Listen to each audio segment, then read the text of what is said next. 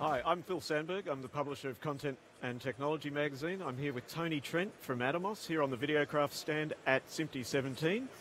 And Tony, you guys are highlighting a new monitor recorder, the Sumo. Sumo. Can you tell us a bit about it? Well, the Sumo, it's Sumo by nature compared to the rest of our range. It's bigger. So for those not familiar with Atomos, we 6 years ago invented monitor recorder category, combining professional recording, ProRes, DNX and RAW with professional monitoring, so HDR, high bright screens, and we put that together in one package with affordable media. We've taken that whole process and applied it for the first time into a 19-inch production monitor. So as you can see, by the size of it, it's a 19-inch, it's perfect for mounting on a C-stand, moving around on set, and it does exactly what our Shogun Inferno top of the line does. So it combines 4K 60p or HD 240p recording onto affordable SSDs. It combines that great recording with a really impressive monitor. It's a 1200 nit, 10 plus stops of dynamic range monitor that you can resolve HDR in real time from all the popular log formats from all the different companies. So it's really proving to be it was popular at NAB when we launched it, and it's timed perfectly at SMPTE because in about 8 days it'll be coming out of the production line and into people's hands. The long list of back orders we've got, it'll start to fill that up at the end of this month. So yeah, really exciting, and everyone that's seen it at SMPTE has really appreciated the quality that you're getting, the HDR quality that you're able to get on the monitor. So it's been good. Okay. Well, it looks like a fairly rugged unit. So what are the sort of applications, the end users scenarios that you can Yeah, you're see right. with this? We know that it has to stand the torture test out in the real world. So you can see we've got the built-in bumpers, and as you say, we would give it with the feet. We're thinking that this will be popular. Really, I suppose people came to NAB not expecting us to do something like this. And for the first couple of minutes, they're sitting there scratching their head. How am I going to use recording and monitoring in the one device in a production? But it doesn't take long to figure out focus pullers are going to love this, like a larger, as 4K and the scrutiny that focus pullers are on to get it that focus absolutely perfect. Having a nice big screen with HDR, high bright for outdoor shooting is great for focus pulling. So the focus pullers that we've talked with and used as part of our launch collateral have really appreciated a larger screen. The other applications, of course, are directors and clients. Resolving log in real time is huge. Like if any shooter knows, and when a director or a client sees log, they're like, what's this? It's all washed out. It doesn't look like what I'm paying good money for. So be able to resolve that log footage in real time in HDR, how amazing HDR looks, that has obvious applications on set. And so we've built it with that in mind. So it's standard VESA mount on the back, allows you to put it easily as a desktop stand, but also as a C stand and wheel it around set. And probably the biggest application outside of the on-set usage is really back in studio. So we really see this being a versatile unit that can go easily from on-set to in the studio, and used as a really great companion when you're grading. So you're able to take straight from an NLE out as PQ signal, out as a HDR, HLG signal, or even log, and you're able to resolve that HDR in real time to be grading with this as a companion for getting HDR delivery right in addition to SDR. So versatile, lots of versatile uses, and not least of all, one of the big things we've found anyway by combining recording and monitoring together is playback. Yes. Is that if you get on set, a lot of guys, instead of having to go get to the DIT cart and see their footage for the first time, a lot of directors we see just walk up to Shoguns or Ninjas on set and will hit play because it's the fastest way.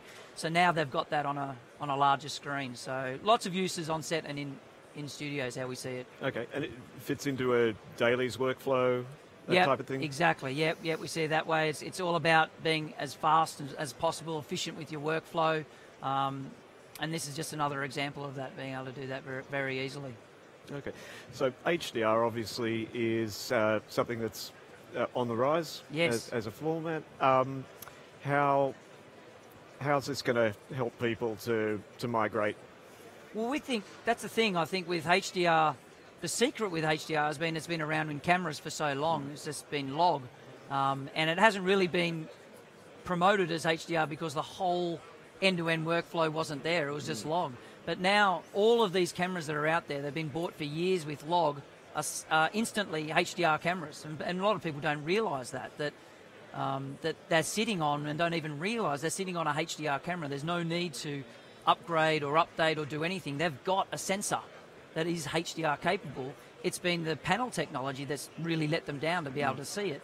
So now we see, right, for everyone that's across the whole workflow, there's advantages with the way that we do HDR. So for the shooter, they can throw away the old school rules of thumb about having to go X number of stops up or down, or get calibration cards at 18% grey. All that's away, because you can just hit HDR for your log profile you've got and see it in real time. So your exposure decision making is that much easier, because what you see is what you get.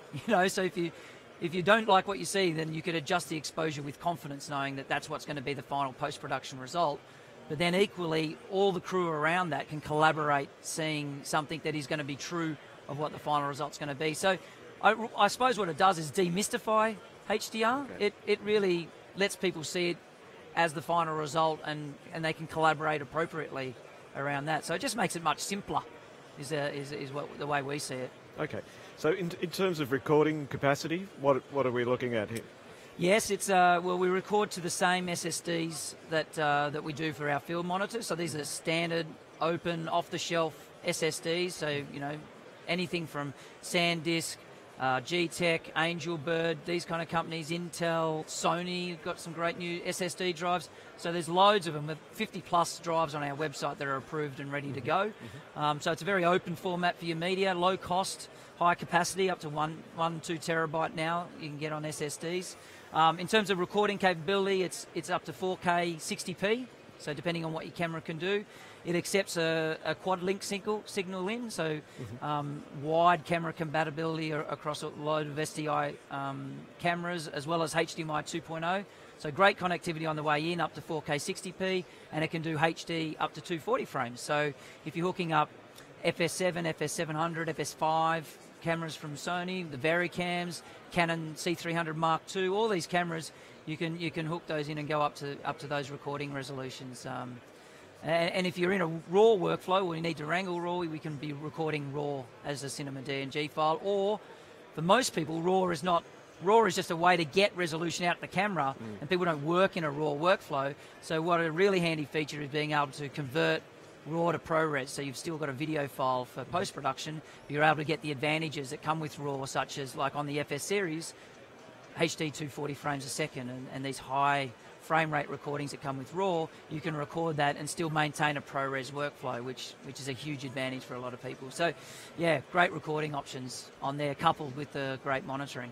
Okay, I was going to ask you about the post-production workflow. So with ProRes, you're sending off a proxy file essentially back to base, and it's ready to go, drag and drop. It's already in that format, so there's no transcoding or anything. It's literally remove the disk, dock the disk, drag it on the timeline, and you're editing.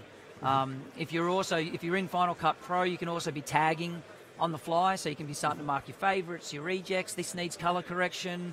You can get your clients involved in that, and so it's the in points, the out points. So you can, a lot of the decision making that you want to do on set to minimize that whole workflow can be brought back and into the timeline as well. Okay, and in terms of metadata entry, where does that fit in?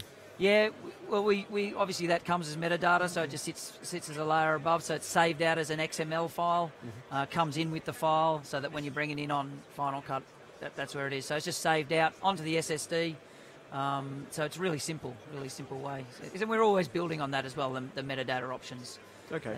So it's ready to roll in 8 days, you said? 8 days out of the factory. Give us another week to let it get out of the factory and into people's hands. But yeah, we would say in the next 2 weeks, it's shipping. I had to check the Aussie prices, but 3895, including GST, ready to go. Yeah, let's say into people's hands inside the next 2 weeks. Okay, and that's not too onerous, I What's guess? That? That pricing's not too onerous? No, So. What we say to people is that's the price of. If you come and see the monitor quality, you're really getting the price of a premium monitor with recording for free. I mean, the price is a great point, and that's always the way we like to do it. We like to get get new technology, whether it was the move to ProRes, whether it was the move to 4K, and now the move to HDR. We like to take those big technology pieces, simplify it in our GUI and our graphic user interface so it's easy for people to understand and apply, and then get it at a price point that lets a lot of people experience it. And that's been the key to our success. And we see the same thing happening now with HDR. That's exactly what we're trying to do. All right. Well, speaking of success, you're an Australian company. Yep. Given that, I guess, historically, there are many obstacles for Australian Right. exporters. Yep. Where do you guys sit at the moment in terms of reach and countries and? It's been a great. I mean, credit to the guys that started it, Jeremy and Ian. Like it's hard to fathom that it's only 6 years old, but the growth has been phenomenal. So any trade show, any country in the world, you can within reason is sort of like Atomos, where we've got coverage now in 2 locations in the US as offices. We're in Europe and UK, but our coverage extends Middle East, Africa, and South America, and all around the world. Got a great distribution channel, which is constantly growing and evolving. But it has been a true success. Most of our time and energy is spent looking all around the world because that's where we're selling. So it's a true global company that just happens to have Australian co-founders and a Melbourne head office sort of thing. So, all right. Well, in terms of R&D and user feedback, where are you drawing that from, and what's your process for engaging with the? Yeah, it's a good question, Phil. I think I think we're lucky. We've got collaborative owners, and we've got an engineering team that has an interest in the commercial part, and we've got a commercial team that have a real interest in the engineering. So the collaboration is there for our development, but then we've got very open ears when it comes to listening to what people like and don't like. And then there's just littered with examples on that. When we did our original Shogun, we had a 1 battery system. We now notice we quickly moved back to a 2 battery solution because that's what people wanted, and the number of free updates we've given people, not just with bug fixes, but like free features. When we did HDR on new product, we backfilled it into Shoguns and even down to Ninja Blades and the Shogun Studios for people to experience HDR, and that's a free feature and functionality that we do. We don't raw recording. We don't charge a license for raw. So we listen hard, but we to our customers and integrate that as quickly as we can. But also at the same time, trying to predict what they don't even know that they want yet. Right. Yeah. Which is the trick, is to try to get that and innovate at the right time, so that we keep ahead of the curve, so to speak. So. Yeah. All right. You mentioned distribution channels. Obviously, Videocraft is among the members of your distribution channels. Absolutely. And I guess they also, being involved in live production, can bring some input back to you guys. Yeah, absolutely. How valuable is that? Oh, immense. And if you think about it, you think about the number of cameras that we have to connect with. We can't go and buy all those. So people like Videocraft, George and the guys at Videocraft are always there to help us with, whether it be we just need to borrow a camera for development, and at that same time, that's the opportunity to do a bit of a handover in. It'd be great if you could do this, that, and the other. So they do play a role, definitely, in seeing our products come to life. Without the help of people like them, then it just wouldn't be as easy for us to do. So we're always grateful for what they do for us. Apart from selling the product is also that development side of things where they play a role. So that's great. I really appreciate it. So Sumo is here all week at SMPTE 17? Here all week. Come and see it. It's your only chance. There's not too many in the world until we get this first production out, so it's a rare chance to see it in the flesh. And for me, HDR is just one of those mum and dad technologies. You don't have to be a technical genius to see it. It's seeing is believing. So everyone that walks past the booth and sees HDR on the panel is amazed. So it's well worth a visit by the Atomos booth to check it out in action. All right. Well, Tony Trent from Atomos, thanks very much. Thanks, Phil.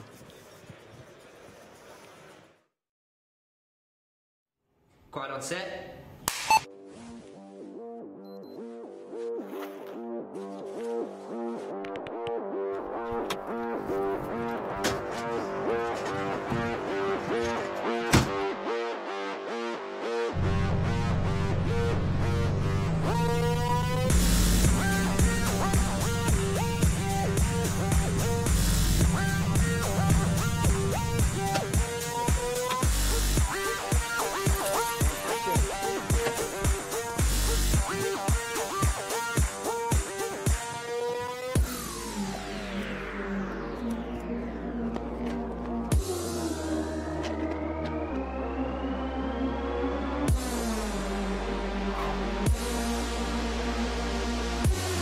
want that recipe, and I want it now, and I want it.